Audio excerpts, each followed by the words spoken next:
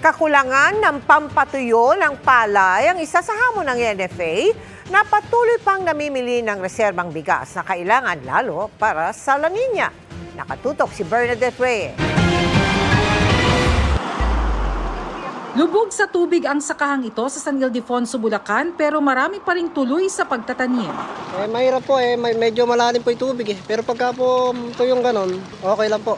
Tutubo yan. Huwag lang kakain ng suso.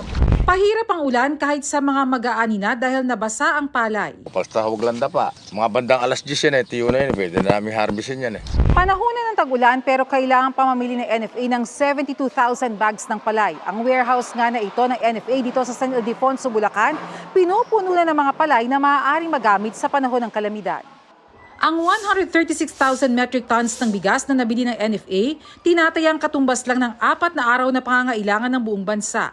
Wala pa ito sa kalahati ng target na 495,000 metric tons ng palay na pang-9 na araw dapat. Pero hindi raw dapat mabahala lalo tag-ulan naman daw talaga binibili ang mahigit 60% ng palay. Ganito ring panahon daw kasi masagana ang ani. Hindi naman tayo sinasalanta ng bagyo na buong Pilipinas. Umani naman tayo ng maganda. Si NFA talagang buffer lang pang ano sa kalamidad. Ang patuloy na pamimili pa ng NFA, pagkakataon sa mga magsasakang makapagbenta ng palay sa magandang presyo. Pagka tumaas kasi ng kahit 1 peso lang, kung kukumpare mo sa trader, malaking bagay yun kasi nakakadagdag sa pambili ng abono, pambili ng binhi, pambili ng mga chemicals na gagamitin sa bukid.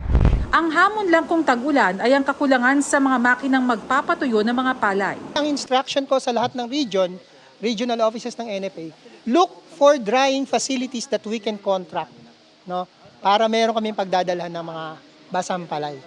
Para sa GMA Integrated News, Bernadette Reyes, Nakatutok, 24 Oras.